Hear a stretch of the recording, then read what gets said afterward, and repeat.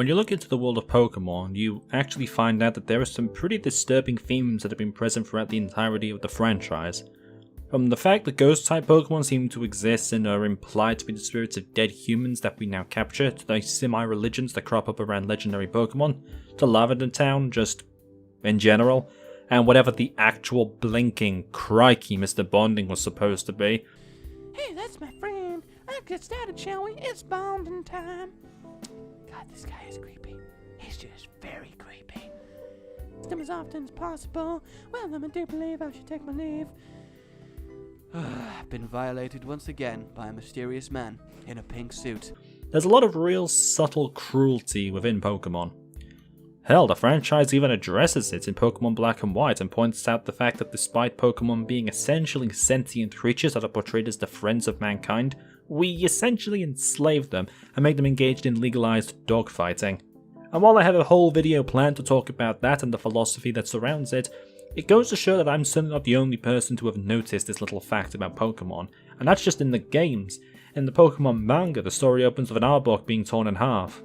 No, I'm not kidding. It is just literally torn in two. It is a very dead Arbok. And sometimes the anime would touch on it too, a particularly noteworthy incident being the infamous Charmander's Screech in Adventures, but for the most part a lot of it goes unaddressed. There's a lot of brutality that can be done with Pokémon. Themes of human supremacy, war, nationalism, megalomania, the inherent danger of Pokémon, the implications of what these creatures can do and how they can be utilized by humans, and the potential for abuse, real danger of being killed or transformed beyond recognition, or how societies would truly function with these creatures. It would be a fundamentally different society, beyond anything we can realistically imagine. Like with every other piece of media, its politics and themes can be reflective of our world and say something about the world we live in. When mankind hasn't been able to explain something historically, we told ourselves stories to explain the way that the world worked. This was the origin of organized religion and why so many thousands of religions have been known to exist throughout time. One of the most common religions before the advent of the major ones that we know today was a worship of nature, or paganism. The majority of major religions we either have today, when you boil it down, comes down to a might makes right philosophy. Either we acknowledge the fact that there are beings above the gods that we worship that dictate their morality, or we acknowledge that the only justification for our worship of our gods is their power over us. Yay for edgy YouTube atheism. Regardless though, in the world of Pokémon, with legendaries having the power that they do, when they're truly there, without question, when they have this power that is akin to those of a god's power but can be utilized by man, we start getting into some pretty interesting territory. In this video, we're going to be talking about one of my favourite Fangames, which is in contention for one of the best ones I've ever played, and the abject brutality portrayed within. A game which looks at the question of Pokémon, what mankind can even do in the face of such powerful beings, what people who want their favour or their power outright for themselves will do, and one that poses the moral question of resisting manipulative and dangerous leaders. Today we're looking at Pokémon Insurgence. Part 1. The Cults. Cult. In modern English, a cult is a social group that is defined by its religious, spiritual, or philosophical beliefs, or by its common interest in a particular personality, object, or goal. Pokémon Insurgence opens with a speech being given by a character who we are introduced to as the Second Augur, the leader of the Torren region. We're introduced to the fact that unlike other regions, Torren is beset not by teams like Team Rocket or Team Plasma, but by cultists who worship legendary Pokémon. 5 of them exist. The Cult of Darkrai, the Abyssal Cult, the Infernal Cult, the Sky Cult, and the Cult of Perfection. Other cults have existed in the past, such as the Time Cult, but were disbanded by the First Augur. The First Augur is hailed as a hero of the region, and one that everyone within the region admires. We learn, however, that he has gone missing without a trace. 1 year later, the player character is being questioned on their name in a dark space. It then jumps to reveal that a Gengar is using Dream Eater on the player themselves, and that they have been captured by one of the cults of Darkrai. We're having our mind erased. We're also planning on being killed after that's done. Why exactly we're having our mind erased before being murdered is questionable and is even lampshaded by one of the cultists. As they leave, we're rescued by a Mew who holds a note claiming to be from a benefactor. We then escape the facility with Mew. In this game, Mew is a really helpful companion because It has the ability to disguise you if you have a piece of DNA from another creature, like say for example, the blood of a dead human, which you find. This lets you disguise yourself as a Darkrai cultist and pass by a literal human sacrifice going on. The sacrifice works, but Darkrai instantly leaves. The leader of the cult is then stopped by 2 cultists who think they might have an idea, and then she uses the Houndoom to use Fire Blast and kill them too. This game has been playing for about 10 minutes and already 3 people are dead, 1 sacrificed and 2 burned to cinders. This is just the opening sequence to the game, and it's honestly one of the most effective openings to any Pokémon game, canonical or fan-made, that I have ever played. Truly a Pokémon game whereupon 3 people are dead within the first 10 minutes is a game that is not screwing around. Already, the tone of this game is established. We're working with a brutally dark world where there are legitimate risks of being killed. Already a dozen questions that we want the answers to. Who are we? Why are the cults interested in us? What are we supposed to do now? It further establishes right out of the gate an extremely varied reason for us as the player to be remotely involved in the cults and their activities. The cults are hunting us down for whatever reason, and we can assume that we are being hunted down directly and actively. We actually have a reason to be involved in this entire series of escapades as opposed to just hiding in a corner somewhere, which is far preferable, at least to me, to just happening to run across the evil team in each region, like nearly every other evil team in every canonical Pokemon game. And for the kind of game that Insurgence is, this is important to establish. It helps to create both a sense of urgency against what you're up against that will characterize your journey, and shows you exactly what kind of dangers you'll be facing. The goals of this game all have their various goals, with some being driven by a legitimate cultish worship of these legendary Pokemon and their supposed prophecies, while others are only interested in the acquisition of more and more power that the legendary Pokemon can offer them. Some will resort to downright manipulating the legendary Pokemon, while others will outright capture them, and as established, they're certainly not above killing people to accomplish their goals. Many times these goals will conflict with one another too. Then when the time comes, they can set aside those differences for the pursuit of a common cause, such as the Abyssal Cult and the Infernal Cult are joining forces to assassinate the second Augur early on in the game.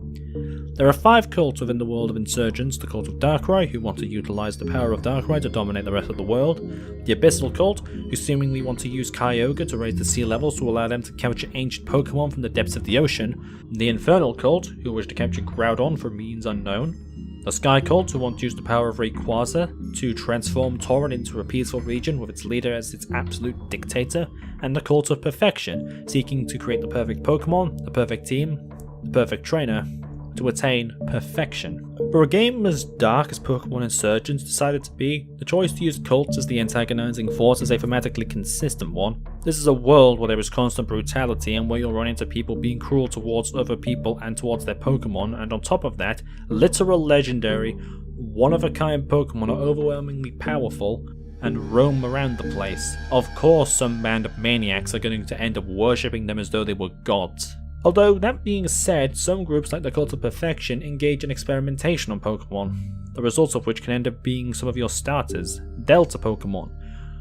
Pokemon which differ in appearance and typing than their normal counterparts, such as a Ghost Dragon type Charmander, a Dark type Squirtle, or a Fairy type Bulbasaur, and I have no idea who didn't pick the Ghost Dragon Charmander. In the real world, there are a large number of cults that are powerful and dangerous, with some even having the power to politically lobby in the seats of their local governments. These sorts of cults can include groups like the Calvary Chapel, Scientology, and the former Branch Davidians.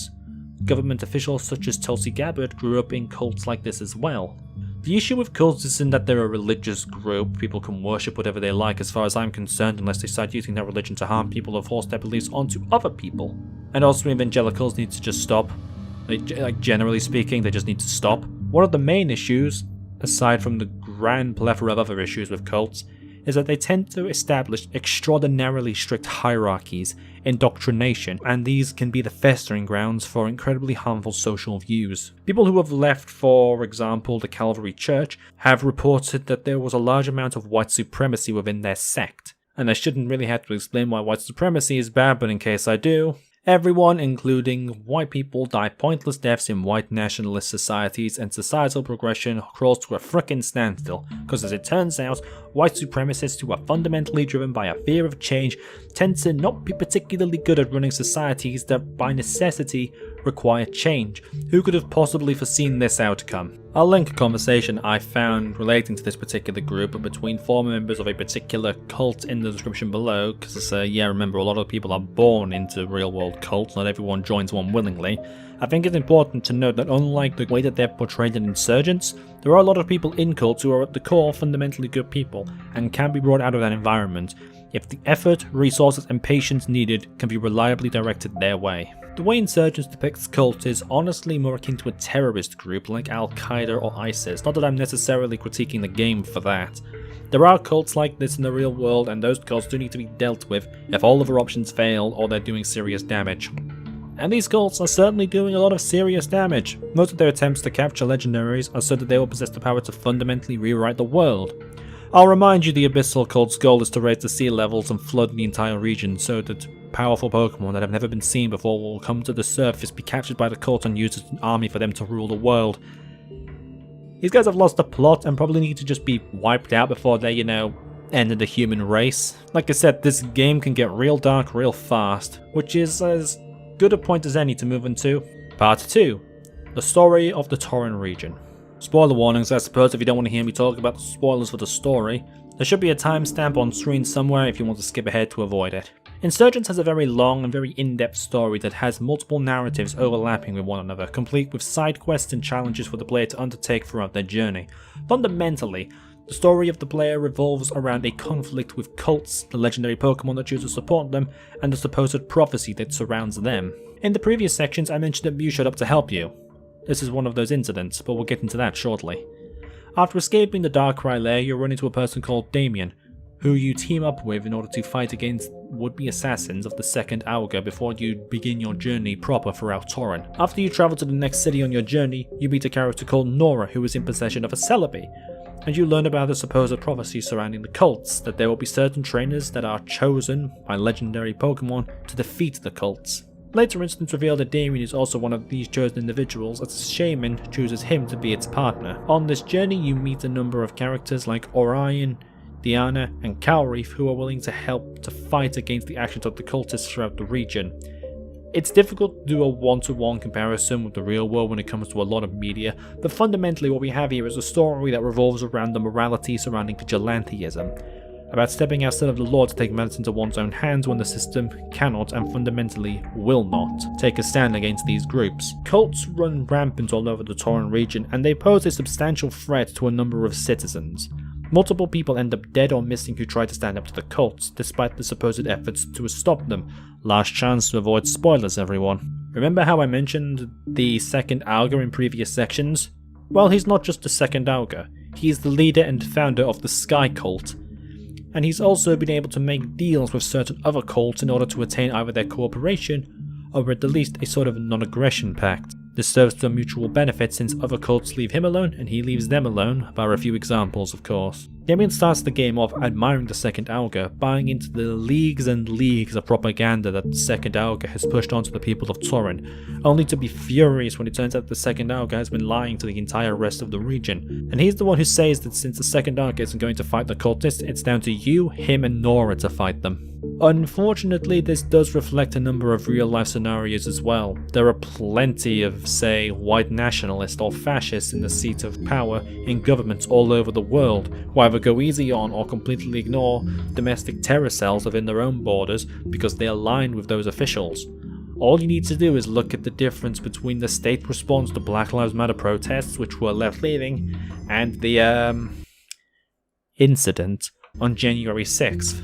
Not to mention the sheer number of terror groups that are white nationalist or fascist aligned, like the 3%ers or the Proud Boys or the Oath Keepers. Very dangerous groups that have engaged in dangerous activities that have harmed people that could, if the desire was there, be dealt with fairly easily. But the will isn't there, because a number of the officials in office don't want to do anything about them because their interests align. The takeaway from this is that basically the Republican Party is frickin' insane. Anyway, with these interests crossing over one another, it becomes abundantly clear that there isn't really anyone actually making an extensive effort to deal with the threats that these groups cause. So it falls down to the player and this small group of people that they meet who are willing to fight against the cults and the threats to the region.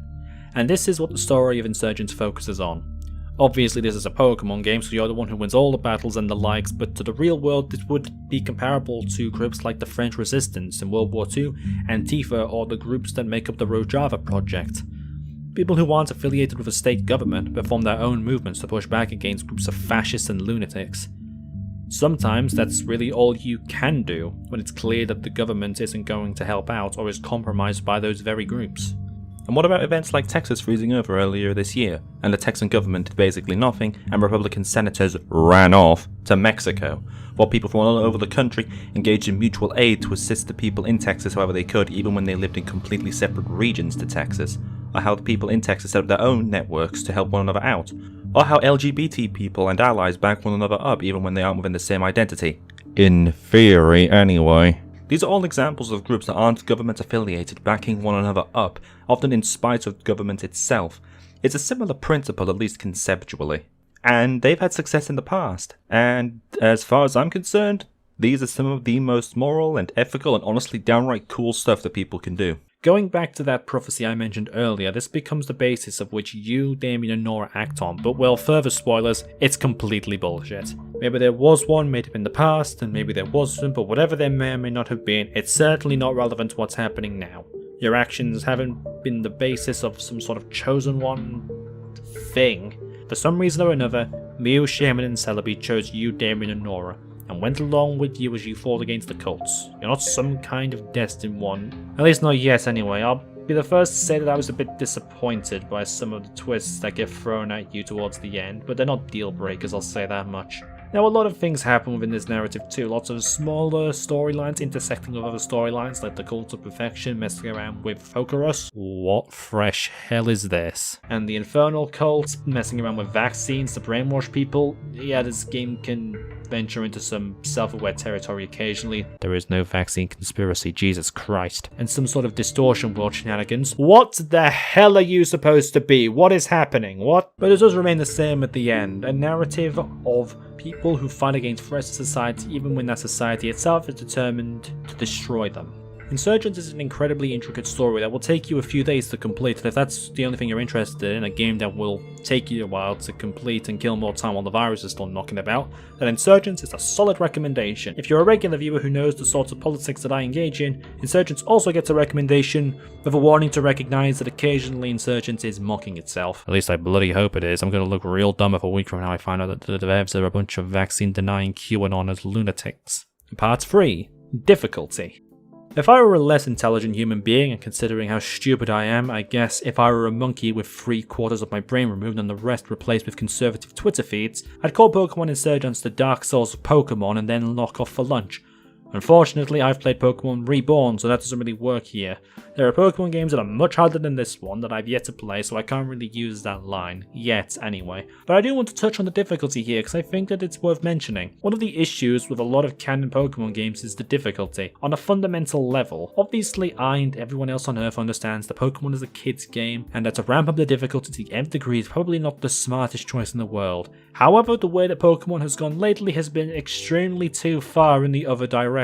Part of the appeal of Pokémon is feeling like you're learning the ropes about how this region works, about how Pokémon works, and overcoming the challenges thrown at you. And this has maintained itself up until around the 7th generation. X and Y still had vestiges of difficulty, even if they have become significantly lesser over time.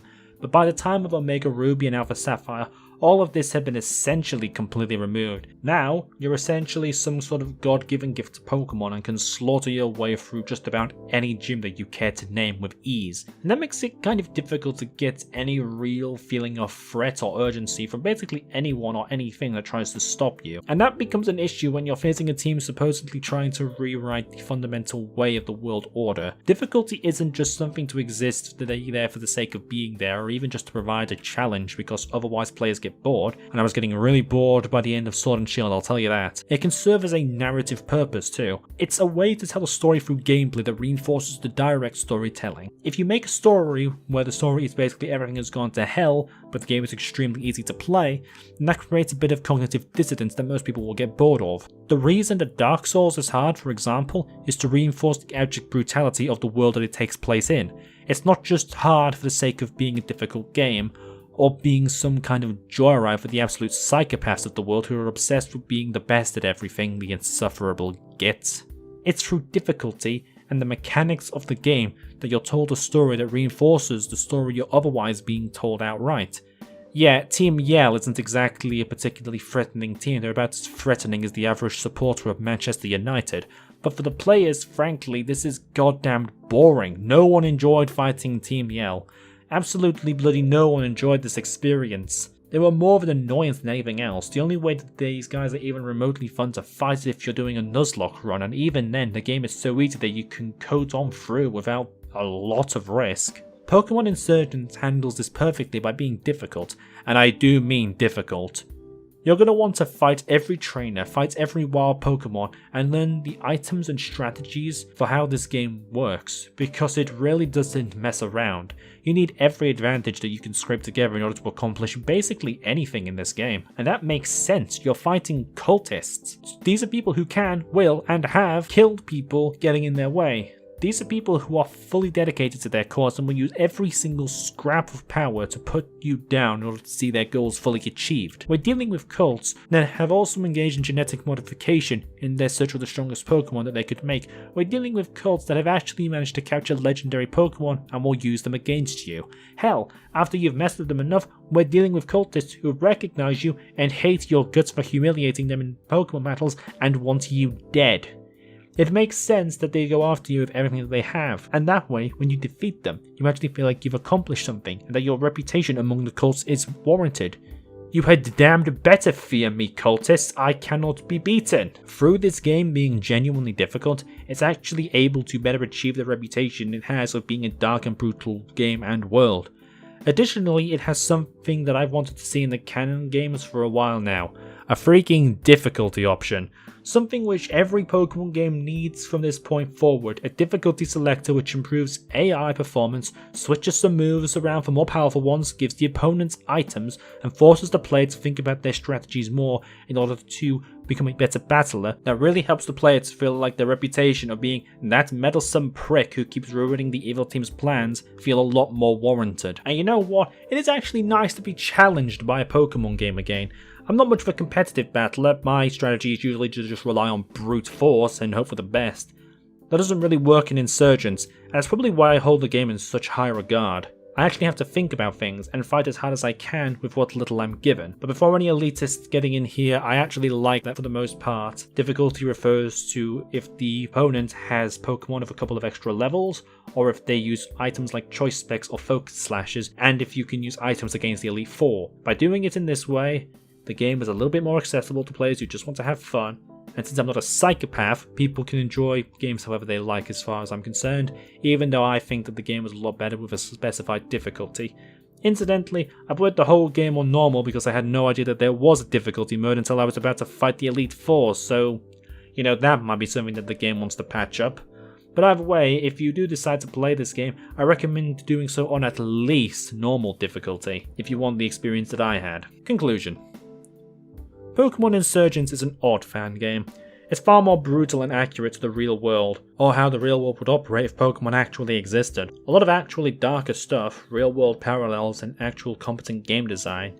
And that's me added to the Nintendo blacklist. A lot of its politics are pretty relevant in this day and age of growing fascism, fascist groups, religious extremism and political dynamics becoming more and more deadly with every day that passes, be they cultists or white nationalists. People like this are, if you'll pardon my language, lunatics that need to be dealt with when all other options of offering them a way out fail. And as a game, it's fantastic. A lot of other Pokemon games that I've played come close, but hey, I'm going to be changing that fairly soon. I've got a long list of Fangames that I'm going to be playing and doing videos similar to this on. I might even stream a couple of them if I can figure out how the hell streaming works, so who knows. Still, I've got plenty of post-game to be playing, and I'm going to give that a shot. If something interesting in that happens, I'll make another video on that. But until then, I'll be seeing you next time. If you enjoyed this video, please be sure to like, comment and subscribe. You all know the drill, it helps out a lot more than you know. And I will be seeing you in whatever it is I make next. Until then, see ya!